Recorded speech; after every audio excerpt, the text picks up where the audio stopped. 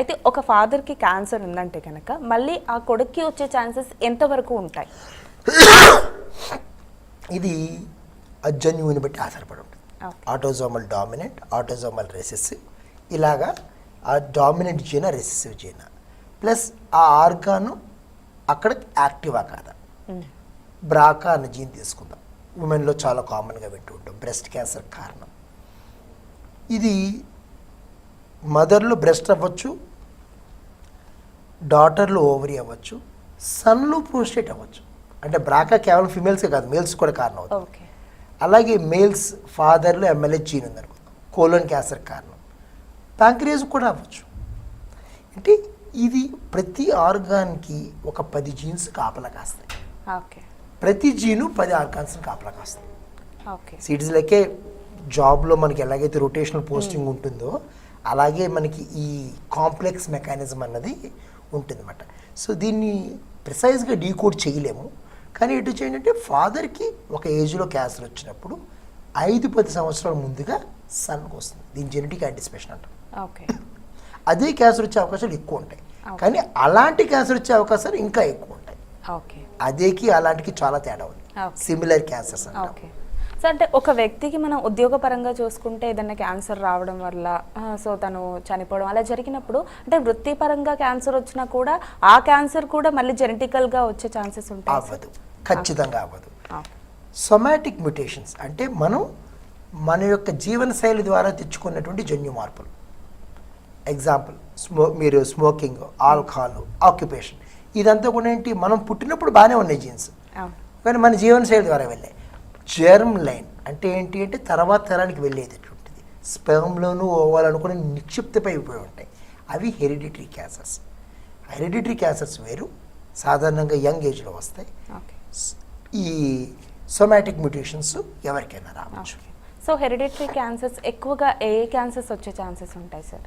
Breast, ovary, colon, stomach, retinoblastoma, ఇలాంటి జన్యువుల కారణాలు మాత్రం చాలా స్ట్రాంగ్ అసోసియేషన్ ఉంటుందండి. Okay. So prevention is better than the cure అని చెప్తూ ఉంటారు డాక్టర్స్ ఎప్పుడూ కూడా. కొంతవరకు మనకి ఛాన్స్ ఉంది కదా సార్, కొన్ని క్యాన్సర్స్ రాకుండా ఉంచుకోవడానికి ఛాన్సెస్ ఉన్నాయి కదా. సో మనం ముందుగానే ప్రివెంట్ చేసుకోవాలి అనుకుంటే కనుక వ్యాక్సిన్స్ కూడా ఉన్నాయి. సో ఎలాంటి వ్యాక్సిన్ వేసుకోవడం ద్వారా మనం జాగ్రత్తగా ఉండొచ్చు, లేదు అంటే ఎలాంటి లైఫ్ స్టైల్ మోడిఫికేషన్ చేసుకోవడం ద్వారా మనం జాగ్రత్తగా ఉండొచ్చు? లైఫ్ స్టైల్ విల్ కవర్ 80% అండి.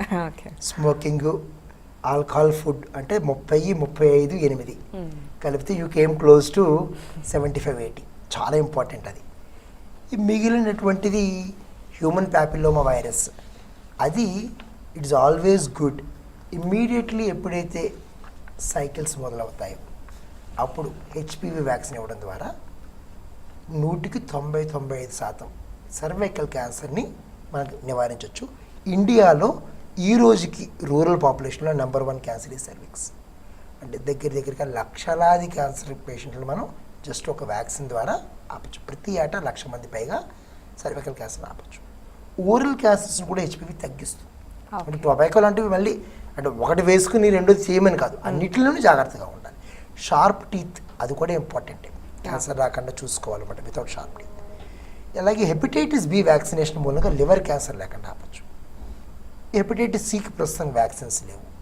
హెచ్పివి ఇన్ఫెక్షన్ తగ్గడం మూలంగా స్టమక్ క్యాన్సర్ని కొంతవరకు తగ్గించుకోవచ్చు. ఇలాంటి కొన్ని ప్రివెంటబుల్ క్యాన్సర్స్ని మంచి జీవనశైలి ద్వారా, proper food, avoiding alcohol, smoking and vaccination, appropriate sun rays, appropriate protection అంటే మనకి ఏదో అంటారు కదా, యూవీఎఫ్ అనేది అంటారు కదా, అది ప్రాపర్గా ఉన్నది వేసుకుని సన్కి ఎక్స్పోజ్ అయినప్పుడు మనం చాలా మటుకు క్యాన్సర్స్ని ప్రివెంట్ చేసుకోవచ్చు. ఓకే. సో అంటే కొన్నిసార్లు మనం వింటూ ఉంటాం సార్, వైరస్ల వల్ల, ఇన్ఫెక్షన్ల వల్ల కూడా క్యాన్సర్స్ వచ్చే ఛాన్సెస్ ఉంటాయని. సో ఏంటి వైరస్లు, ఇన్ఫెక్షన్లు, వీటి ద్వారా ఎలా క్యాన్సర్స్ వస్తాయి? వైరస్ మూలంగా 2 రకాలుగా క్యాన్సర్ వస్తుందండి. మొదటిది ఏంటి అంటే ఒక వైరస్ బాడీలోకి ప్రవేశించింది. ఇప్పుడు సర్విక్స్ దగ్గరికి వైరస్ వచ్చి కూర్చుంది. అప్పుడు ఒక రకమైనటువంటి ఫైటింగ్ జరుగుతూ ఉంటుంది మన బాడీలో ఇమ్యూనిటీకి, వైరస్కి. అది అబ్నార్మల్గా జరగడం మూలంగా సర్వైకల్ క్యాన్సర్ వస్తుంది. అలాగే వేరే చోట ఎక్కడైతే మిగతా ఆర్గాన్స్లో ఉంటుంది, మనం ముందుగా వ్యాక్సిన్ ఇచ్చుకున్నాం అనుకోండి, ఆల్రెడీ మనకి ఇమ్యూనిటీ ఉంది కాబట్టి ఆ specific type of abnormal immunity లేకుండా మనం ఇన్ఫ్లమేషన్ లేకుండా కాపాడగలిగితే సర్వైకల్ క్యాన్సర్ రాదు. హెపటైటిస్ బి వ్యాక్సిన్ ఇచ్చాం, ఆల్రెడీ వైరస్ వచ్చింది, మన బాడీలో లివర్కి డ్యామేజ్ అవ్వకుండా మన యాంటీబాడీస్ మనని కాపాడుతూ ఉంటాయి.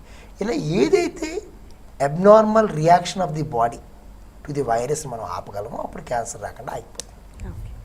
Thank you so much sir. అంటే క్యాన్సర్స్ ఎన్ని రకాలుగా ఉంటాయి, ఎంత శాతం మనల్ని ఎఫెక్ట్ చేస్తాయి, ఇలాంటి జాగ్రత్తలు తీసుకోవాలి, లైఫ్ స్టైల్ మోడిఫికేషన్స్ ఎలా ఉంటే వాటిని మనం ఎంతవరకు అదుపు చేయొచ్చు అన్నీ కూడా చాలా డీటెయిల్గా తెలియజేశారు. Thank you. థ్యాంక్స్ అండి, నమస్తే.